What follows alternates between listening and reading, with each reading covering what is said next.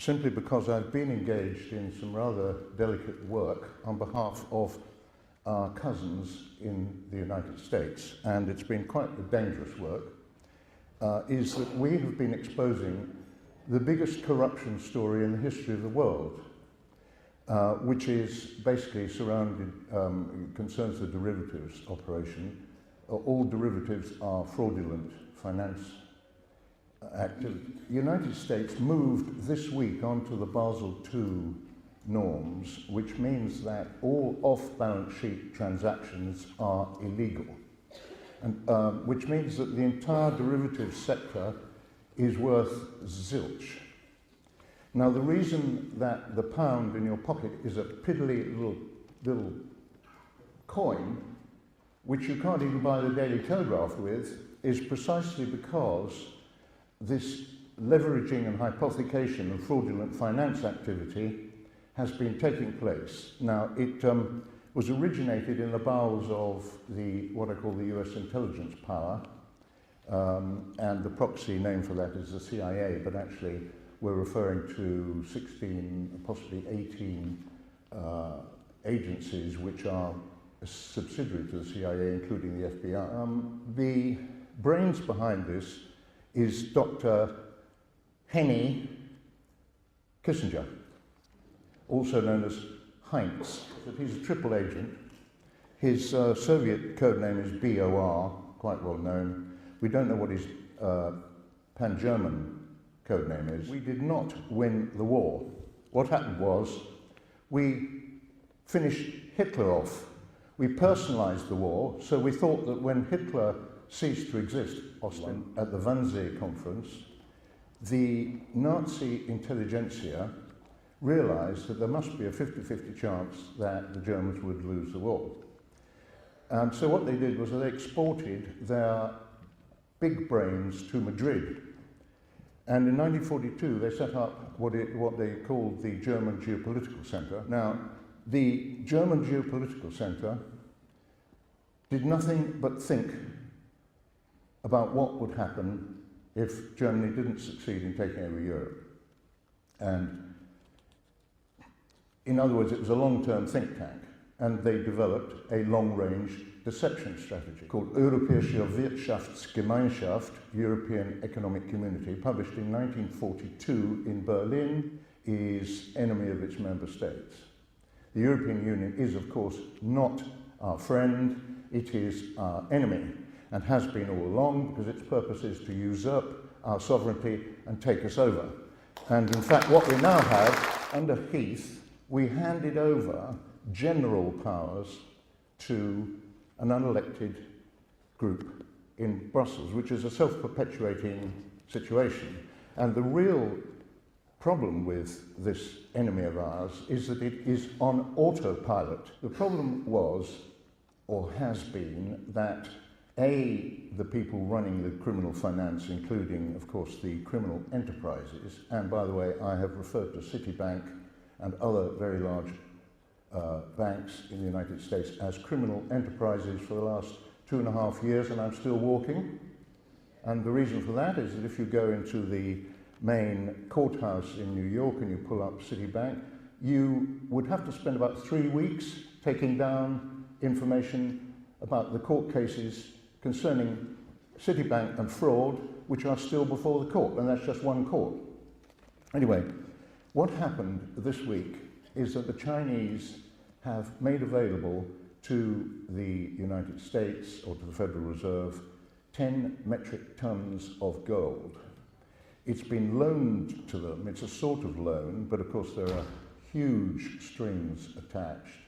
And it's no coincidence that Hillary Clinton, who is up to her neck in this corruption, as you will know from the Clinton background. In fact, what we're talking about is a two-pronged attack on the main enemy. The main enemy, according to the Germans and the Soviets, is Britain and the United States.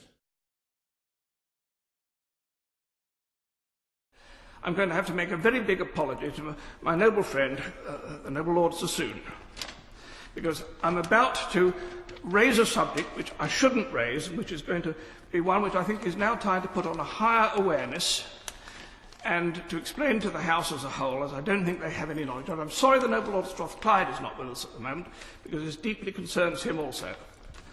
But for the last 20 weeks, since yesterday afternoon, I have been engaged in a very strange dialogue with the two noble lords, in the course of which I've been trying to bring to their attention the willing availability of a strange organisation which wishes to make a great deal of money available to assist the recovery of the economy in this country. For want of a better description of their name, I'll call them Foundation X. It's not their real name, but it'll do for the moment.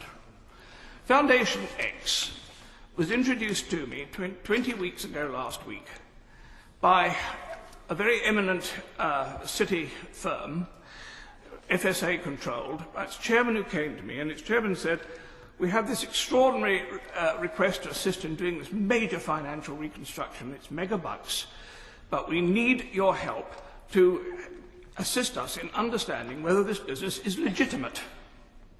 I had the biggest put down of my life from the noble Lord Strathclyde when I told him this story first of all. He said, "Why you? You're not important enough to have the answer to a question like that." And he's quite right. My noble lord, I'm not important enough, but the answer to the next question was, "You haven't got the experience for it." Yes, I do. I have had one of the biggest experiences in the laundry of terrorist money and of funny money that anybody's had in the city. I've handled billions of terrorist money. Not into my pocket. The biggest terrorist client I had was the IRA, and I'm pleased to say that I managed to write off more than £1 billion of their money. I've also had extensive connections with North African terrorists, but that's of a far nastier nature, and I don't want to talk about that because that's still a security issue. I would also hasten to add, it's no use getting the police in for me, because I shall immediately call the Bank of England as my defence witness, as they put me in to deal with these problems. So the point is that I was, in the course of doing this very strange activity, I got a very interesting set of phone numbers and references which I could go to for help when I needed it. And so people in the city have known that if they want to check out anything that looks at all odd, they can come to me and I can press a few phone numbers and get a reference. And so they came to me and asked me whether I would get them a reference and a clearance on Foundation X. And for 20 weeks I've been endeavouring to do so. I myself have come to the absolute conclusion that they are completely genuine and sincere, and that they are quite directly wishing to make the United Kingdom one of the principal points for which they will use to disseminate their extraordinary great wealth into the world at this present moment as part of an attempt to seek the economic recovery of the global economy.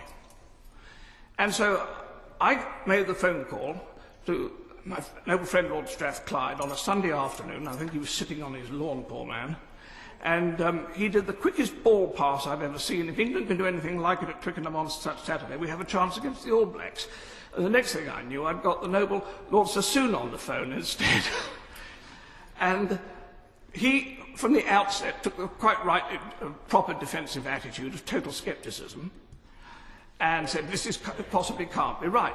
In the course of the following weeks, I had, first of all, the noble Lord Sassoon said, go and talk to the Bank of England. So I phoned the Governor of the Bank of England and said, could he please check this out for me?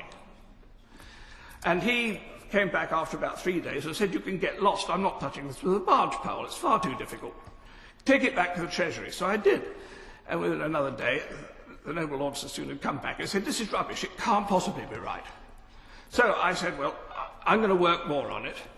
And then I had a meeting with the noble Lord Strathclyde, and I actually bought one of the senior executives of Foundation X to meet Lord Strathclyde. I have to say that as first dates go, it was not a great success. Neither of them ended up by inviting the other one up for a coffee or a drink at the end of the evening, and they didn't exchange telephone numbers in order to be able to follow up the call. In fact, I found myself between a rock and a hard place, represented by both a rock and a hard place, which were totally paranoid about each other. Because the Foundation X people have got an amazing obsession with their own security. they are expecting only to be contacted by somebody equal to head of state status, or somebody who has an international security rating equal to the top 6 people in the world. And this is such a strange situation. So both the noble Lord Sassoon and the noble Lord Strathclyde both came up with what should have been an absolute killer argument as to why this could not be true and we should forget it. Noble Lord Sassoon's argument first was that these people were offering evidence, or they claimed evidence, that they had lodged £5 billion with British banks last year. And they gave dates and they gave transfer dates and the details of these transfers. And as noble Lord Sassoon said, if that was true, it would stick out like a sore thumb. You couldn't have £5 billion popping out of a bank account without it disrupting the balance sheet completely. But I remember that about the same time that those transfers were being made, the noble Lord Miners was indulging in his game of rearranging the deck chairs on the Titanic of the British banking community. And if he had had 3 banks at that time, which had had, say, a deficiency of £1.5 billion each, then you'd pretty well have absorbed the entire £5 billion, and you wouldn't have the sore thumb stick out on this at that time, because you'd have put £1.5 billion into each of 3 banks, and you'd have lost the lot, or absorbed the lot. That would be a logical explanation. I don't know. Noble Lord Strathclyde came up with a much different argument. He said, this cannot be right. This cannot be right, because these people said at the meeting with him that they were still effectively on the gold standard from back in the 1920s, and that their entire currency holdings throughout the world, which were very large, were backed by bullion. And the noble Lord Strathclyde came back and said to me, he's had his analysts working on it, and this has to be stuff and nonsense, because he said they had come up with a figure for the amount of bullion that would have been needed to cover their currency reserves as claimed, which would be more than the entire value of bullion that had ever been mined in the history of the world. I'm sorry, but the noble Lord Strathclyde is wrong.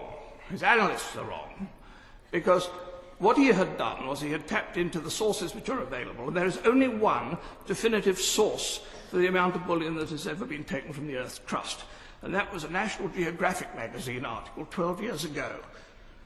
And whatever figure it was that they quoted was then quoted again by 6 other sites on the internet, on Google, and so everybody's quoting one original source, and there is no other confirming authority. But if you tack into the Vatican accounts of the Vatican Bank, you come up with a claim of total bullion.